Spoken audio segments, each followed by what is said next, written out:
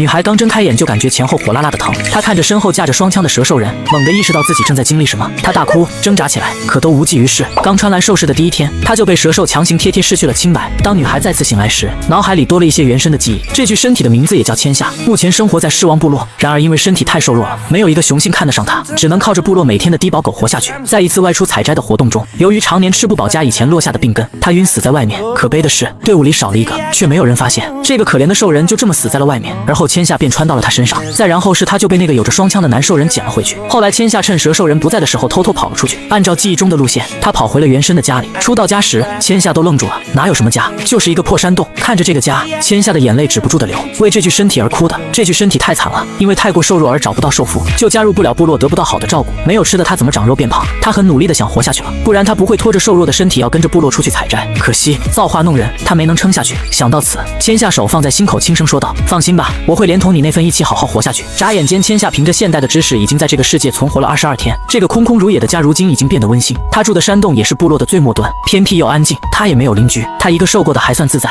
千夏经常通过小路偷偷跑出部落，不过他也只敢在部落外围找点吃的。他这么弱，可不敢走远。他现在唯一的目标是把自己养胖。他上辈子好歹是一个明艳大美女，可也不知怎么的，这2天的食量特别大。之前1条鱼吃1天，可那天捉到2条鱼，他1天就吃完了。可鱼也不是每天都能捕捉到的。千夏真是越想越惆怅。他接受了穿越这个事实，也接受了在兽世生活这个事实，但是如今他快连自己都养不活，他甚至找不到一个老公能照顾他。想着想着，他忍不住又哭了起来。这也太难了，看他们吃肉，我也好想吃啊！呜呜，钟氏在一边哭一边回了家。而此时另一边的蛇兽人天玄已经来到南大陆有1个多月了，一如往常打了猎吃饱以后回到山洞睡觉。他刚闭眼打算入睡，下一秒他却震惊地睁开的双眼，玄奇十分不可思议谋，他居然感受到了血脉之力。没错，是他的血脉。他突然想到了1个月前那一场荒唐的交配就是在这个山洞。那天他抓到猎物饱餐一顿后便回到山洞准备睡觉消食，因为洞里还有个雌性，所以他是以人身状态休息的。睡着睡着，他身体开始莫名的燥热，身旁睡着的雌性莫名的吸引着他，最后他没控制住自己。他还记得那个极其瘦弱的雌性在他身下是怎么哭的，怎么哀求的。玄奇脸色奇怪，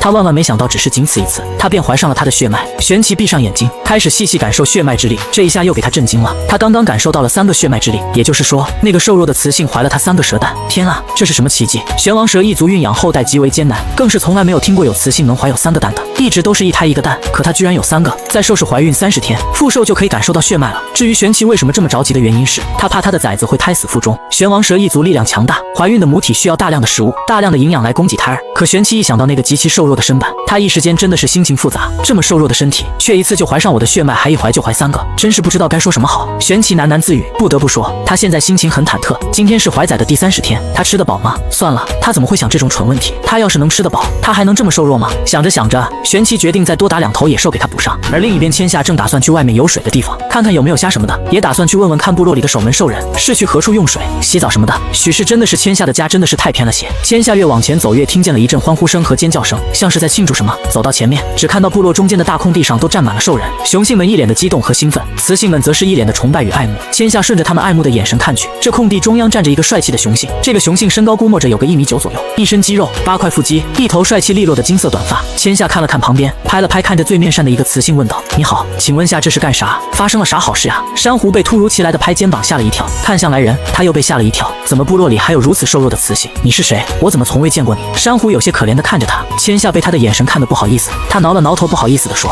我叫千夏，住在部落最末尾的，平时我也不出来，身体不好，走不了太远的路，没见过我也正常，打扰到你不好意思。”千夏这一番动作下来，珊瑚的心都疼了。他知道面前的兽雌是谁了，一个被捡回部落的雌性，被安排住在了部落最末端的山洞里。只是他没想到，这个雌性居然过得这么差，瘦得像个幼崽一样。这是大家在庆祝，部落里刚刚诞生了一位7阶的勇士，这周围的部落里目前只有我们狮王部落出了7阶勇士，所以酋长号令大家庆祝一番。珊瑚红着眼睛给他解释道。听完面前兽的话，千夏脑海思索了一番，才想到了一小段关于兽氏雄性力量阶层的方面。大多数雄性兽人出生就会有力量阶层，而普遍的都是1阶、2阶，有3阶的都能算上是天之骄子了。然后越长越大，通过捕猎吸收能量等这些方面都会提升自己的力量。每一个阶层都犹如一个鸿沟，阶层越高，力量也越是可怕。这么年轻就7阶了，真了不起。千夏肯定了那么一句，然后马上又向面前兽问正经事：“怎么称呼你啊？我想问问你们都是去哪里洗澡的呀？”此话一出，珊瑚觉得他更可怜了，他连洗澡的地方都不知道。我叫珊瑚，你要去水边吗？刚好我也要去，一起去吧。听到他的回答，千夏眼前一亮，只是下一秒就听到珊瑚喊道：“奎泽！”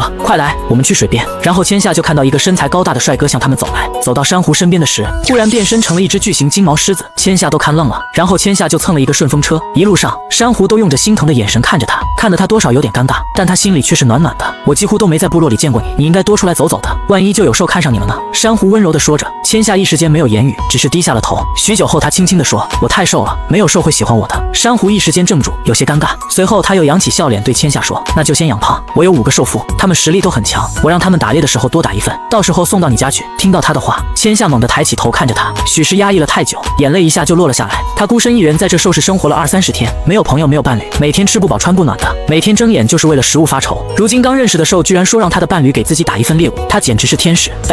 你别哭呀，你别哭，我不送就是了，你别哭。一句我不送让千夏止住了哭泣。啥？姐们你说啥？珊瑚一看他马上不哭了，赶忙说道：“你别哭，我不送了。”千夏嘴角些许抽搐，不过千夏本来也没打算要，让别人的老公养自己算怎么回事？多尴尬！很快目的地就到了，千夏看着不远处庞大的瀑布，嘴角又是抽搐的看向珊瑚说道：“你管这叫水边？这就是水边啊！周围部落用水都是在这里，我们快去洗洗吧。”珊瑚让伴侣一会儿再来接他，然后便拉着千夏往前面水平缓一点的地方走去。看着清澈见底的水，千夏又不由得感叹了起来，果然是没经历过污染的兽市，不仅空气清新，水清澈干净，植物生长的茂盛，结出的果实也是好的不得了。千夏一边洗，心里叹了口气，今天这虾是抓不到了。他没想到这个水边居然是个大瀑布，他现在这个位置就距离瀑布下没多远，这里哪有什么虾呀？清洗好了以后，千夏直接光着上了岸，将兽皮挂在一旁的树丛晾晒，周围没有其他兽人，只有他和珊瑚，他没什么好害羞的。珊瑚看着他的身影，捂着嘴又红了眼睛，脱下兽皮衣物的他，背后的骨头清晰可见。珊瑚说话了，声音都带着微微的颤抖，他第一次见这样的兽。千夏，今晚到我家吃饭吧，我的兽夫猎到了1头老大的牛兽，我和几个兽夫也吃不完，你来一起吃饭呀。千夏两眼放光，这感情好呀，今晚可以不用饿肚子了。好呀，谢谢珊瑚，改天我给你拿点好东西吃。千夏笑着说。他没注意的是，他说完这句话后，珊瑚立马转过身，身子微微颤抖。此时的珊瑚眼睛忍不住开始尿尿，他刚刚说要给他拿点好东西吃，自己都瘦成这样了，兽皮也是又旧又破的，他自己都过得不好，他居然还说要给他拿好东西，他真善良啊！呜。此时的千夏还不知道，他啥也没干，却拿下了一颗有爱的心。千夏一边洗一边留意着有没有好的石板，他要做石板煎锅。昨天他又发现后山又开始有鱼了，他下了篓子，也不知道能不能捉到。如果找到了石板，那他可以做石板煎鱼。可惜，直到傍晚珊瑚的伴侣来接他们回去时，千夏都没有看到有合适的石板。许是这个时间是平常捕猎归来的时间，加上前面大家都还在庆祝，此时部落中央的兽人依旧很多。当他们走进部落的时候，千夏感受到了许多的目光。珊瑚，你什么情况？你居然让别的雌性坐在你兽夫的背上？一个黑皮丰满的雌性一脸嫌弃地看着千夏说道。珊瑚冷着脸毫不客气地回怼道：“关你屁事！我不介意，我的伴侣也不介意，你一个外兽还介意上了，真好笑。”可惜那个黑皮雌性还是不依不饶。这是谁啊？我怎么从来没见过他？瘦成这样，丑死了！你的兽夫呢？等等，我想起来了，这不是那个住在部落末尾的那个兽吗？没兽要的那个。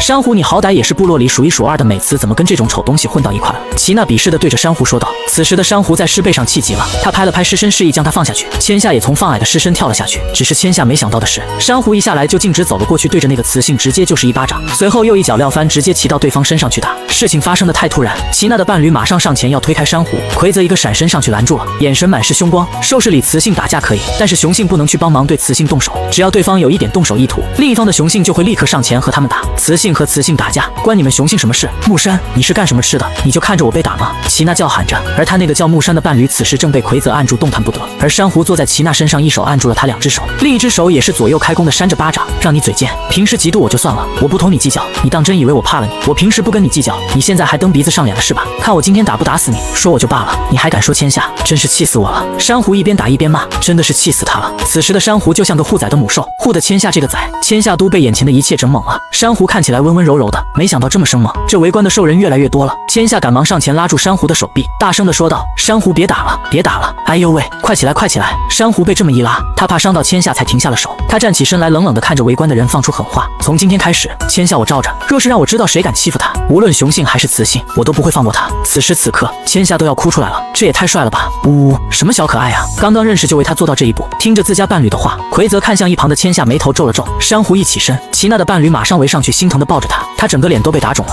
只是没想到，齐娜竟反手给了他2个伴侣一人一巴掌。废物，连自己伴侣都护不住。2个兽震惊，眼里满是受伤，他们怎么也没想到齐娜会这样对他们。珊瑚一看又要上前了，千夏赶紧拽住了他，真是气死他了！这个坏词，齐娜你是不是有病？什么规矩你不懂是吗？怪你伴侣做什么？明明是你先嘴贱，我是无缘无故打你吗？还是你还想被打一次？珊瑚盯着他狠狠地说道。齐奈被他的眼神吓到了，哼的一声转身就走了。两个伴侣默默跟在身后。经此一番，千夏也不好意思再去蹭饭了。无论珊瑚如何的热情邀请他还是拒绝了。今天他已经很开心了。回到家，千夏先去了后山小溪看情况。很幸运的是，藤楼里有一条鱼，今晚的晚饭也是有着落了。千夏很快便把鱼处理好，拎着回到了家，开始钻木取火，准备烤鱼。而此时此刻，狮王部落外雄性们都感受到了一股来自高阶兽人的威压。正在吃饭的酋长和他的儿子寒川，也就是那位7阶勇士，马上停下手中动作，正要出门，却碰上来传话的兽人。酋长，部落门口有个兽人说要见你。狮山和寒川赶忙往部落门口走去。此时此刻，狮山的心十分紧张。以这个威压强度来看，对方的阶层比他儿子还要高，只是这样的强者怎么会来到他们部落呢？门口的紧张气氛，千夏一概不知。他这会儿正细心地烤着他的鱼，鱼烤好了，千夏蹲在地上细细地吃着烤鱼。只是吃着吃着，忽然传来一阵脚步声，由远而近。千夏本来吃鱼吃得好好的，被这么一打岔，他抬头看了眼来人，这一瞬间给他吓得鱼差点掉地上。来人居然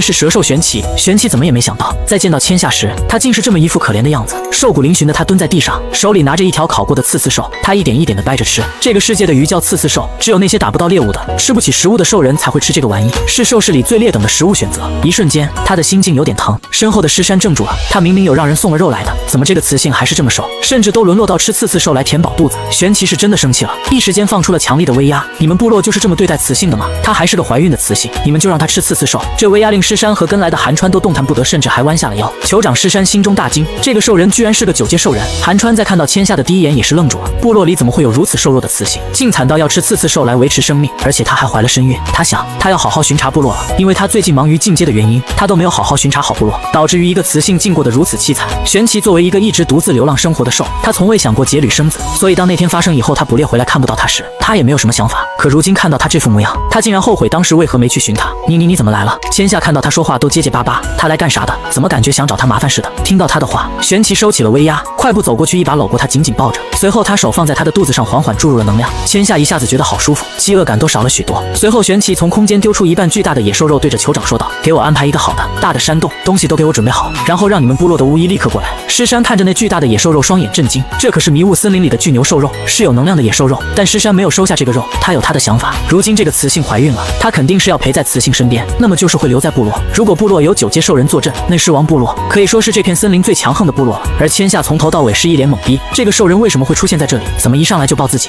怎么酋长还对他点头哈腰的？他刚刚吃鱼的时候听到他们说什么怀孕的雌性，千夏猛地看向自己肚子，什么怀孕？他有些颤抖地发问：你刚刚说什么？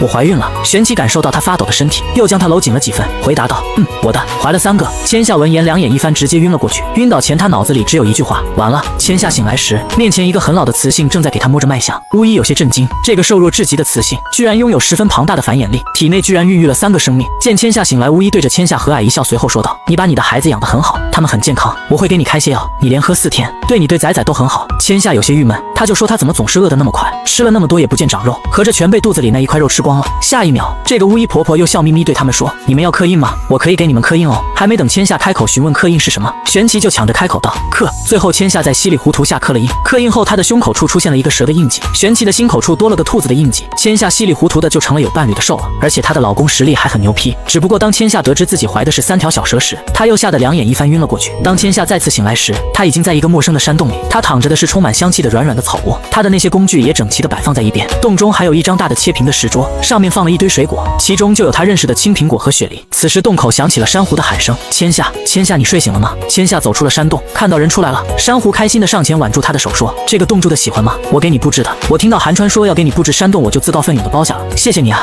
我住得很好，很喜欢。千夏笑着说道。突然珊瑚凑过来，贼兮兮地对她说：行啊，千夏，找了个这么厉害的兽夫，从此以后没有人敢欺负你了，就这么说吧，你可以在这边森林横着走了，甚至说你可以在这南大陆横着走都不为过。珊瑚一本正经地说道。闻言千夏心想着，真有这么牛逼的吗？珊瑚忽然拉起他往一旁的山洞走去，一边说道：你饿了吧？你兽夫跟我们家说了，你今天先跟我一起吃饭，敞开了吃。你兽夫给了我好大一个野兽肉，他说他回去拿点东西让我照看下你。珊瑚是他邻居，整挺好。到了珊瑚家里，4个雄性正在做饭和收拾，看到他们进来了，那天见过的兽夫奎泽马上说道：珊瑚可以开饭了。珊瑚立马兴冲冲地拉他入座，然后其他5个兽夫则是坐在旁边吃个饭的功夫，画风变成了兽夫们伺候珊瑚吃饭。饭，而珊瑚则照顾千夏吃饭，这令他有些哭笑不得。今晚他们吃的是烤瘦肉，还是如同当初一样，瘦肉没有一点味道，甚至还很腥，但是千夏还是硬着头皮吃下去了。千夏看了一下珊瑚家里的东西，看来都是烤的，他们还不懂什么是煮食物。下一秒，千夏严肃开口道：“我教你们一种新的吃法，但首先我们需要一个石锅，有了石锅就可以煮东西吃了，可以煮汤喝，寒季喝汤可以暖身，再好不过了。”此话一出，在场所有兽都两眼放光，寒季暖身，这可太好了。千夏，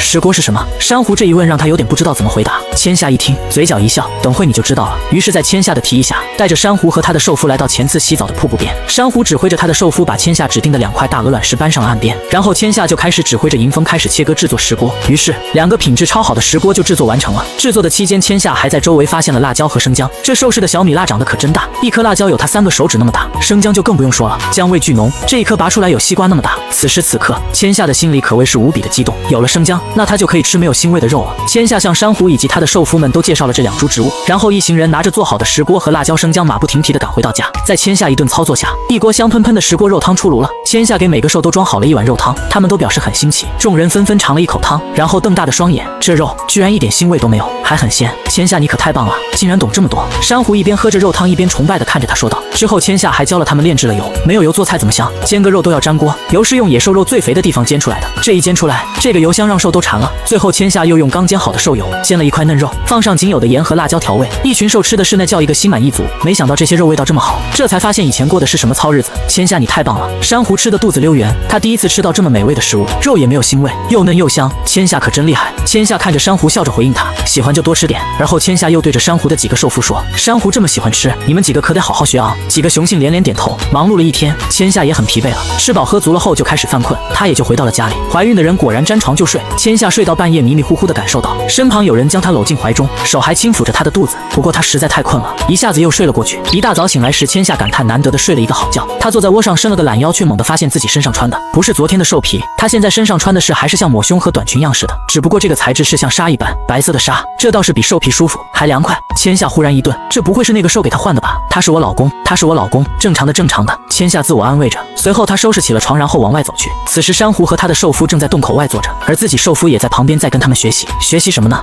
学习如何照顾伴侣。玄奇昨天晚上就回来了，他回来的时候，千夏早就睡得迷迷糊糊了。此时的千夏才发现，她的这个老公可真特么的帅啊！第一次见面和这2天见面，她压根没太在意。第一次见面他刚穿过来，惊魂未定的哪有心思欣赏帅哥。第2次见面就是酋长和他一起来的时候，他正吃着饭，突然看到他都吓了一跳，还以为他是来寻仇的，寻他偷偷跑掉的仇。毕竟在兽氏有不成文的规定，雄性在外面若是捡到了雌性，如果雄性单身，那雌性就是他的伴侣。不得不说，他现在细细看下来，他这个老公真的是帅得惨绝人寰。他当时怎么没发现呢？高挺的鼻梁，一头黑色及腰的长发，棱角分明的轮廓，浑身上下都是美好的肌肉线条，这建模一般的脸，这漫画一般的身材。千夏莫名的眼光就看向了某处，他没感受错没记错的话，那里好像是2个。千夏悄悄地红了脸，在21世纪单身了20多年的他，谁又能想到在这兽氏短短20几天就拥有了一个极品老公？忽然有什么东西流到了嘴巴上，千夏刚要伸手摸，可转瞬间他就已经在男人的怀抱里了。珊瑚看着渺不见人的洞口，他一声惊叫，甚至还没来得及叫出口，千夏他们俩就不见了，心里感叹道：这就是9阶兽人的速度吗？一眨眼，玄奇就带着千夏出现在巫医面前，这时他才看清他手上的血，糟糕，怎么看个帅哥还流鼻血了？玄奇抱着人着急又惶恐地对着巫医说：你快给他看看，怎么突然流血了？千夏此时羞愧地想找个地洞钻进去，他扯了扯他的手臂，小声地说：我没事，我就是有点激动的。激动？为什么激动？玄奇不解地说的，眼里还是充满了担心。此时此刻，千夏真的是满脑袋黑线，兽氏的兽就是这点不好，有时候很难沟通的脸。千夏想了想，终是红着脸示意他低下头，然后在他耳边低声说：我就是看你太好看了，一时间激动的。我没事，咱们快回去。玄奇听了他的话，真的是哭笑不得，第一次听到有兽因为欣赏美貌而流血的，同时他的嘴角忍不住勾起一抹笑。巫医看着面前2人的互动，慈爱一笑，年轻兽感情好，他很是欣慰。来都来了，就再看看吧。巫医十分和蔼地说。玄奇闻言则是乖乖抱着人上前，千夏也乖乖伸出手让巫医诊脉。他身子之前吃不饱，亏损了些，后来加上怀了崽，你自己也知晓的，腹中崽吸收量大，你要保证他每天都要吃饱喝足。我之前开的药一定每天都要喝，一天都不能断。他如今太瘦，就是能量补不上。好孩子，你自己也要多吃些食物，只要不要太过撑就好。巫医这番话是对着2个人说的。婆婆，你的意思是说，我现在吃的营养能量还跟不上，我吃进去的都被崽吸收了，所以导致我不长肉肉是这个意思吗？千夏询问。巫医收回手，看着他慈祥地说道：“你可以这么理解，你的兽夫是玄王蛇一族，他这类兽天赋能力极强，哪怕是宰的时候就要吸收很多的能量，若是吸收的不够，便开始吸收母体能量了。不过你不要太担心，你的兽夫非常强大，你完全不用担心食物问题，可千万不能因为宰无意识的吸收行为而讨厌宰哦。被母兽讨厌的宰很可能生下畸形的宰哦。当你能量补得足了，宰吸收够了，你就会长肉了，所以你要多吃食物哦。”与此同时，玄奇抱着的手又紧了几分，他此时内心很紧张又害怕，他终是忽略了这个事实，他们不是自然而然交配的，是他强迫的。千夏感受到男人抱着他的手慢慢收紧，以为他在担心他会讨厌宰，他把手放在玄奇的手上，看着他说：“你不用担心，我不会讨厌宰的，他们可是我的宰，我爱他们都来不及。”听到他的话，玄奇红了眼眶，鼻子有些发酸，他轻声嗯了一句：“他真好。”回去的时候是走回去的，他抱着他，千夏在他怀里，总觉得他好像漏掉了什么，思考了好久才想明白，他居然连自己老公叫什么都不知道，你都没告诉我你叫什么，真的是莫名其妙的怀了宰，我居然连宰父亲叫什么名字都不知道，你说说这合理吗？千夏开始耍小脾气，玄奇听着他的不满的话，嘴角勾起笑意，于是他重新并很正式的介绍了自己：“我的错，是我做的不好，我叫玄奇，9阶兽人，兽形是蛇，我叫千夏。”我知道，你知道，你怎么知道的？闻言，玄奇再一次又哭笑不得。珊瑚一口一个千夏的喊你，我还能不知道了？换山洞的那个时候，他同我说他是你的好朋友，他来帮忙看看还有什么需要布置的，我就让他来帮看看了。后来也是让他帮忙照看你的。听到玄奇的回复，千夏觉得他已经开始一孕傻3年了，竟然会问出这么弱智的问题。玄奇眼色沉了沉，微微又抱紧了怀中之人，随后带着愧疚的声音开口道：“对不起，强迫了你交配，是我的不对，但是我想跟你解释一下，当初不是故意的，我是在森林处捡到你的，你当时只剩一口气，雌性珍贵，我不知道你能不能活下来，但是我知道如果就这么放任你在森林，那你一定活不下来，于是我就带你回了我的洞穴。和你交配的那天我出去捕猎了，那野兽有些灵智，我同它缠斗了好久，然后追着它来到了一片满是红色花朵的地方，空气里全是花香味，我是从别的大陆来到这里的，我从来没见过这种花，所以我也没在意。捕猎结束后我就回洞穴打算睡觉消食，然后就发生了那件事。我今天和迎风去捕猎的时候又路过那片花海，我询问了他才知道，这种花叫做幽情花，它的花香有催情的作用，一般兽人会采1朵2朵用来交配调情的。我当时闻了很多花香。玄奇说到后面越说越小声，所以对不起，千夏，别讨厌仔好吗？我实力很强的，我足够养得活你和仔。他有些哽咽地说着，头也埋进在了千夏的肩膀上。千夏感受到了肩上的诗意，他伸手摸了摸他的脑袋，温柔地开口：“我知道了，或许我还要谢谢你呢，你也算是救了我一命。我刚刚说过了，我不会讨厌仔的，他们可是我的孩子，哪有母亲讨厌孩子的？你看我们这个相遇，许是兽神庇佑，我快饿死在野外，你遇到了我，并带我回山洞，还给了我一口食，然后我就怀你仔了，这或许就是缘分吧。我在部落都没兽药，可能兽神看我可怜，就把你送来了。”听到他的话，玄奇抬起了头，眼睛红红的，眼里满是说不清的情绪。此时此刻，他心里暗暗发誓，他一辈子都要好好的照顾他，爱护他，绝对不会让他受委屈，他值得。这走回去的一路上，千夏他们收获了一波注目礼。谁能想到一个部落里最不受欢迎的、最瘦弱的雌性，居然拥有一个传说般的高阶兽夫，而且她居然还怀了3胎。她怀了3胎，证明她繁衍力极强。兽氏怀崽并不容易，雌性并不是每次发情就能够怀上崽。一个部落的强大与否，就要看雄性们的力量是否强大。雌性多不多，力量强大就代表着有足够的保护力，就会吸引更多人加入部落。人多了，部落自然繁荣了；而雌性多则代表着部落有着强大的繁衍力，这就会吸引更多的雄性。毕竟雌性稀少珍贵，雄性都想要繁衍后代，强大的保护力吸引兽加入，雌性又会吸引雄性，雄性多了力量就强了，有了幼崽，幼崽又会长大，这一切都是相辅相成。这就是那个兽雌吧？真是小瞧他了。可不是，当初成年礼上都没授选他，谁能想到他这么瘦弱的身板居然一胎怀3个？这就是9阶兽人吗？好俊美，长得好看，实力还强，这兽雌是什么好运气？若是知道他这么强大的繁衍力，当初成年礼上我就选他了。不过现在，在一声声的小声议论中，千夏回到家洞口，可刚到洞口前，就发现自家山洞门口站满了兽。千夏满是疑惑，为啥这些兽都站自家门口？他缓缓地朝自家门口走过去，可到门口看见眼前这一幕，千夏不敢置信地瞪大了双眼，这些兽竟然是来